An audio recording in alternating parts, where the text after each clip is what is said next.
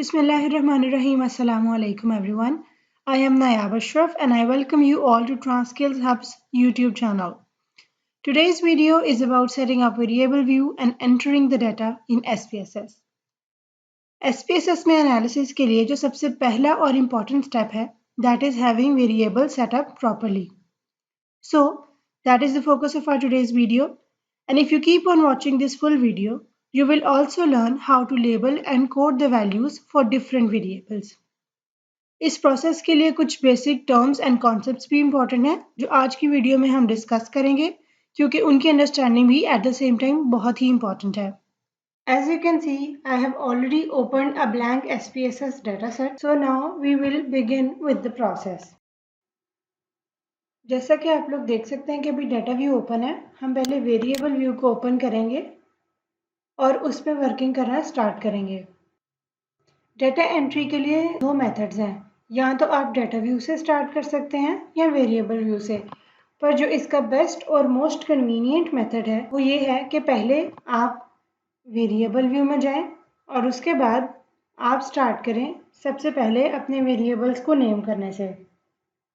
इस मेथड को फॉलो करने से डाटा सेट मेंटेन करना और डाटा को रेफर बैक करना वेरिएबल वाइज बहुत ही कन्वीनियंट हो जाता है. हम वेरिएबल सेटअप करने से स्टार्ट करते हैं.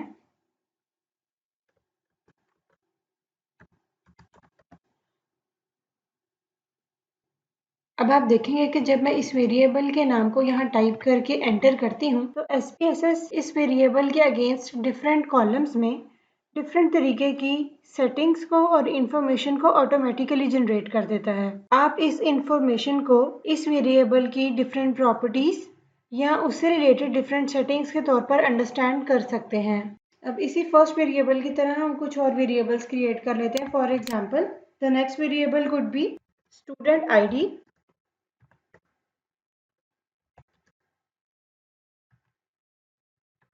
subject,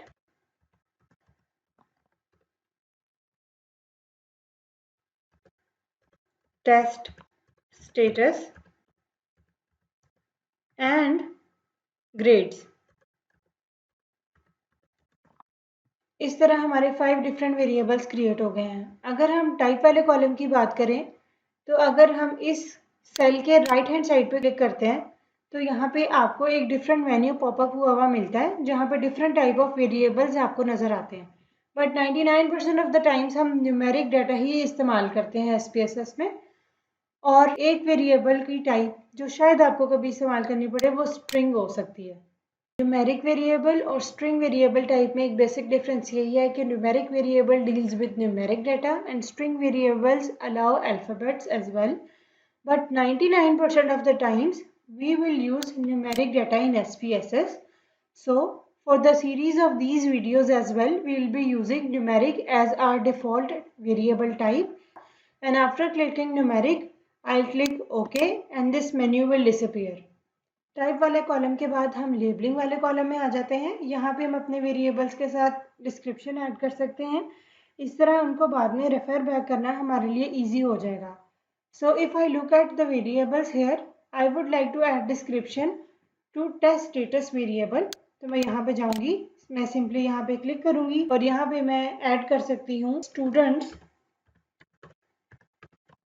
पास्ड और फेल्ड.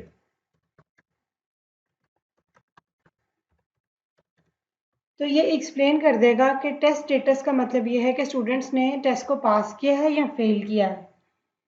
इसके बाद जो नेक्स्ट मोस्ट इम्पॉर्टेंट कॉलम है वो है वैल्यूज़ का कॉलम. वैल्यूज़ के कॉलम में एडजस्टमेंट करने से पहले हमें यह देखना है कि एक्चुअली वैल्यूज़ हैं क्या जिनके बारे में हम डिस्कस कर रहे हैं. So values are the terms और words which are associated with the numbers. इसकी बेटर अंडरस्टैंडिंग के लिए अगर हम एक क्वेश्चनर की एग्जांपल लें तो वहाँ पे डिफरेंट क्वेश्चंस मौजूद होते हैं जिनके अंदर डिफरेंट रिस्पॉन्सेज होते हैं. क्योंकि SPSS न्यूमेरिक डाटा को कैटर करता है इसलिए हम उन सब को जब यहाँ पे एंटर करते हैं तो हम उन सब को एक एक नंबर अलॉट कर देते हैं. इन कोड्स को अलॉट करने को हम वैल्यूज़ अलॉट करना कहते हैं. अगर हम डाटा को कोड नहीं करते और वैल्यूज़ असाइन नहीं करते तो बाद में ये असेस करना मुश्किल हो सकता है कि हमारा कौन सा डाटा हमारे क्वेश्चनर के किस रिस्पॉन्स को रिप्रेजेंट करता है, और बाद में डाटा इंटरप्रिटेशन का काम मुश्किल हो सकता है। अब वैल्यूज़ प्लेस करने के प्रोसेस को समझने के लिए अगर मैं आपको एक क्वेश्चनर की एग्जांपल दूं जिस पे यही सारे वेरिएबल्स हैं, यानी कि यही सारे क्वेश्चंस हैं जो हमने लेट्स सपोज अपने पार्टिसिपेंट से पूछे हैं, तो हम देखते हैं कि वैल्यूज़ एंटर करने के लिए हमें उसमें क्या चीज़ समझना ज़रूरी है। फॉर एग्जाम्पल ये क्वेश्चनर है, फर्स्ट क्वेश्चन है जेंडर, तो वैल्यूज़ ऐड करने के लिए हम मेल को 1 की वैल्यू असाइन कर सकते हैं और फीमेल को 2 की वैल्यू असाइन कर सकते हैं। इसी तरह अगर हम स्टूडेंट आईडी पे आएंगे तो वो सबका एक्सक्लूसिव होगा, वो अपना अपना आईडी खुद से लिखेंगे जो भी उनका आईडी होगा।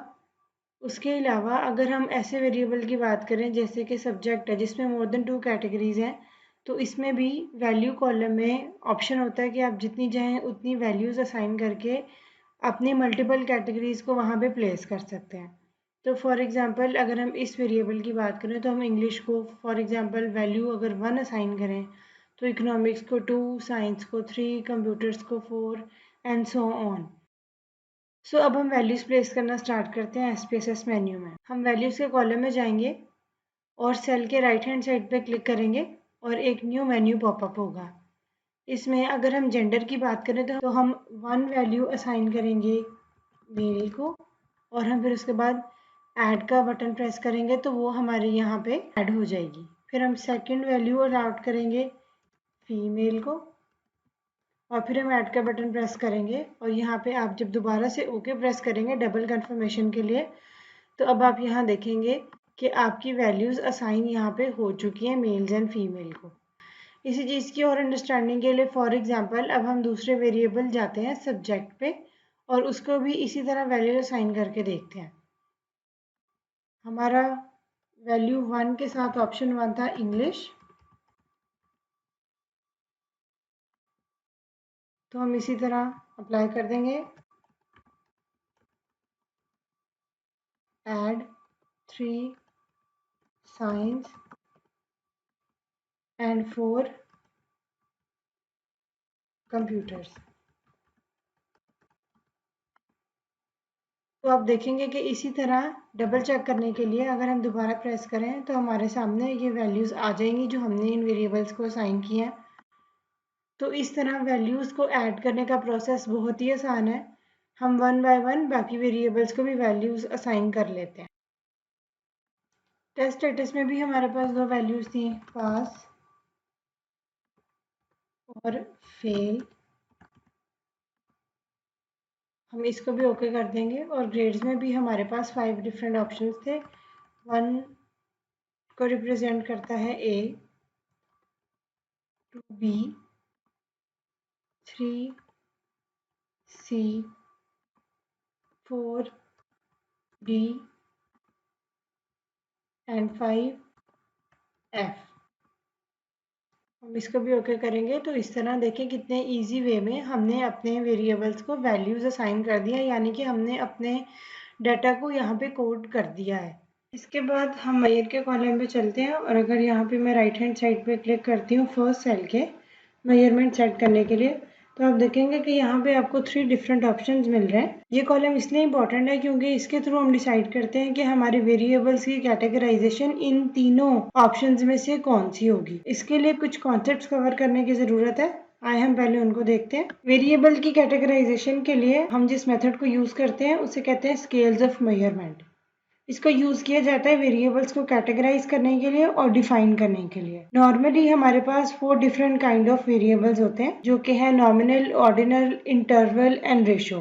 हर किसी की अपनी डिफरेंट प्रॉपर्टीज होती हैं। अगर हम SPSS की बात करते हैं तो SPSS इन 4 कैटेगरीज को 3 डिफरेंट कैटेगरीज में डिवाइड करता है यूजर कन्वीनियंस के लिए। वो नॉमिनल को, ऑर्डिनल को एज इट इज कंसिडर करता है और स्केल वेरिएबल को इंटरवल और रेशो के कॉम्बिनेशन में डील करता है। जैसे कि आप यहाँ देख सकते हैं कि मेंशन है कि स्केल वेरिएबल के अंदर इंटरवल और रेशो के कॉम्बिनेशन को यूज किया जाता है। अब फर्स्ट ऑफ ऑल हम बात करते हैं कि नॉमिनल वेरिएबल्स क्या होते हैं। नॉमिनल वेरिएबल्स रिप्रेजेंट करते हैं किसी भी कैटेगरीज को, लेबल्स को या नेम्स को। हर कैटेगरी एक्सक्लूसिव होती है। फॉर एग्जाम्पल यहाँ पे हमने 3 डिफरेंट एग्जाम्पल्स मेंशन की हैं। जैसे कि अगर हम सिटी की बात करते हैं तो ये सारी कैटेगरीज एक्सक्लूसिव हैं। Lahore, Islamabad, Karachi, Peshawar and so on. You may have a lot of different cities in a country, but अगर आप बात करें तो वो सारी exclusive of one another exist करती हैं। अगर हम स्पेशलाइजेशन की बात करें तो जो पर्सन मेडिसिन में एक्सपर्ट है, he cannot be an expert in engineering at the same time. So these categories are exclusive of one another. Next हमारे पास ऑर्डिनल वेरिएबल्स आते हैं। ये वो वेरिएबल्स होते हैं जो ऑर्डर या रैंकिंग को रिप्रेजेंट करते हैं। अगर हम बात करें कि क्लास में पोजीशंस क्या होती हैं तो हम उनको रैंक करते हैं, फर्स्ट, सेकंड एंड थर्ड। सो इस तरह अगर हम पोजीशन की बात करें तो वो क्योंकि रैंक को डिस्क्राइब करती है तो वो इसलिए ऑर्डिनल वेरिएबल में आती है। यहाँ पे कुछ और डिफरेंट एग्जाम्पल्स भी हैं, जैसे income level, birth order and dress size. अब हम स्केल वेरिएबल्स की बात करते हैं। This is the combination of interval and ratio scales. जो भी हमारे पास क्वांटिटी होगी उसको हम स्केल वेरिएबल की अम्ब्रेला टर्म के अंदर कंसिडर करेंगे। These are numeric in nature and these represent the score of someone on a construct. For example हम टेम्परेचर की बात करते हैं तो ये इंडिपेंडेंट स्कोर्स हैं जो हमारे पास आते हैं कि वेदर टेम्परेचर इज 20, 25, 40 और 45। अब आप लोगों की अंडरस्टैंडिंग के लिए मैं ये बताती चलूँ कि एक ही वेरिएबल को अगर हम डिफरेंट तरीके से डिफाइन करें तो वो इन डिफरेंट कैटेगरीज में फिट इन हो सकता है। अगर हम स्टूडेंट्स की ग्रेड की बात करें तो हम उसको कई तरीकों से डिफाइन कर सकते हैं। अगर हमारे पास ऑप्शंस पास या फेल में से होंगे तो हम उसे नॉमिनल कंसीडर करेंगे because it represents labels, categories and names. Ordinal में रैंकिंग आ जाएगी। जो ए ग्रेड है, of course it has the importance in comparison to grade which is C or D. But if we happen to have the scores of someone, for example 100 marks का paper है, उसमें से जितने obtained marks हैं, क्योंकि वो quantity है और वो विद इन रेंज फॉल करती है 0 to 100, तो हम उसे स्केल कंसिडर करते हैं। और अगर हमारे पास इंडिविजुअल स्कोर्स हैं किसी स्टूडेंट के तो वो स्केल हो जाएंगे। SPSS में इन मेजरमेंट्स को किसी भी एनालिसिस रन करने से पहले सेट करना मस्ट है, क्योंकि अगर आप इनको सेट नहीं करेंगे तो आपका एनालिसिस प्रॉपरली रन नहीं होगा। तो एग्जाम्पल को फॉलो करते हुए जो वेरिएबल्स हमारे पास हैं हम उनके अकॉर्डिंगली अपने स्केल ऑफ मेजरमेंट यहाँ पे सिलेक्ट कर लेते हैं। अगर हम जेंडर की बात करते हैं तो हम वैल्यूज़ को देखते हैं। हमारे पास दो डिफरेंट कैटेगरीज हैं, one is male and second one is female. तो दिस रिप्रेजेंट्स कि जो हमारा वेरिएबल है उसका measurement should be nominal because it has categories. अगर हम स्टूडेंट आईडी की बात करते हैं तो क्योंकि वो हमें कुछ स्कोर्स देगा या उनकी रिप्रेजेंटेशन 1 ऑनवर्ड्स होगी तो इसलिए हम उसको यहाँ से स्केल वेरिएबल सेट कर लेंगे। अगर हम सब्जेक्ट की बात करते हैं तो इसकी वैल्यूज़ भी हमारे पास इंडिपेंडेंट कैटेगरीज के तौर पे अवेलेबल है, तो इसलिए इसको भी हम नॉमिनल ही सेट करेंगे। टेस्ट स्टेटस के लिए भी हमारे पास 2 डिफरेंट कैटेगरीज अवेलेबल हैं जिनको हम डाइकोटमस कैटेगरीज कहते हैं, विच मीन्स अगर एक वेरिएबल के अंदर हमने 2 कैटेगरीज डिफाइन की हैं तो दैट इज़ अ डाइकोटमस वेरिएबल, तो हम इसे नॉमिनल पे सेट कर देंगे। और अगर हम ग्रेड्स की बात करते हैं तो ग्रेड्स में क्योंकि हमारे पास रैंकिंग है ABCD एंड ऑनवर्ड्स, तो इसको हम यहाँ से ऑर्डिनल वेरिएबल के तौर पे सेट करेंगे। ये मेजरमेंट्स रिसर्च के लिए डिजाइंड टूल के रिस्पॉन्सेस को देख के सेट की जाती हैं। मेजरमेंट के कॉलम को सेट करने के बाद आइए हम डाटा व्यू में चलते हैं और डाटा एंटर करके देखते हैं।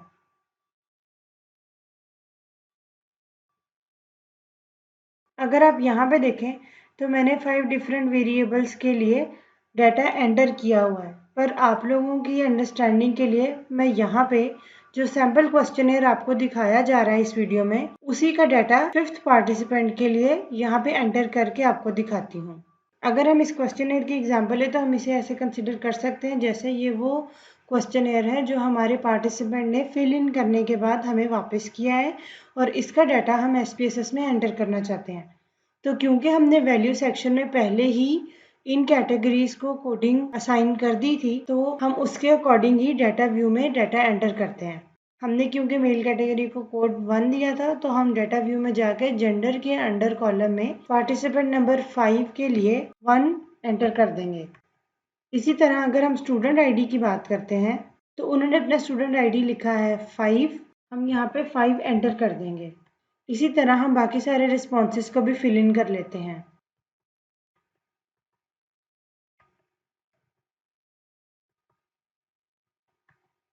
और इस तरह आपने देखा कि हमने पार्टिसिपेंट नंबर 5 का डाटा उनके क्वेश्चन के रिस्पॉन्सेस की बेस पे यहाँ पे एंटर कर लिया। अगर हमने कोडिंग नहीं की हो तो 1, 5, 2 और इस तरह सो ऑन बाकी नंबर्स को देखते हुए हमें ये बहुत प्रॉब्लमेटिक लग सकता है कि हमने 1 की रिप्रेजेंटेशन क्या मेल को रखा है या फीमेल को। इसीलिए वेरिएबल व्यू में जाके पहले हम वैल्यूज को सेट करते हैं ताकि जब हम बाद में डाटा एंटर करें तो कोई इश्यूज ना हो। अब मैं आपको एक शॉर्टकट इंट्रोड्यूस करवाऊंगी जिसके थ्रू हम ये आइडेंटिफाई कर सकते हैं कि क्या हमने जो वैल्यू प्लेस की है वो हमारी कोड को रिप्रेजेंट करती है। तो आप इस बार में आएंगे और यहाँ पे वैल्यू लेबल्स के बटन को जब आप प्रेस करेंगे तो आप देखेंगे कि इस कॉलम में आपने कुछ चेंजेस नोटिस किए हैं। जिन स्टूडेंट्स के साथ आपने 1 एंटर किया था वो मेल्स के जेंडर से रिप्रेजेंट हो रहे हैं। If I go back, so you can see that 1 is represented by male, and for example, if we talk about participant number 3, because she responded that her gender is female, so we have added 2 and we'll check it by pressing this button, which represents that she is a female having ID number 3. Subjects उनके हैं science, उनका test status ये है कि वो पास कर चुकी हैं टेस्ट और उनका ग्रेड आया है बी। और अगर हम इसे दोबारा प्रेस करते हैं तो हम ये देखेंगे कि जो वैल्यूज़ हमने वहाँ पे असाइन की थी वो बिल्कुल हमारे कोडिंग के अकॉर्डिंग हैं। So this is it for today's video. If you like the video, don't forget to subscribe to our YouTube channel. You can also follow us on our Facebook and Instagram pages, and the links are given in the description box. You can learn more about SPSS by enrolling in our SPSS courses, and for more information, you can contact on the given number. This video is brought to you by TransSkills Hub, a platform dedicated to transferring skills to the community in the form of exclusive online courses.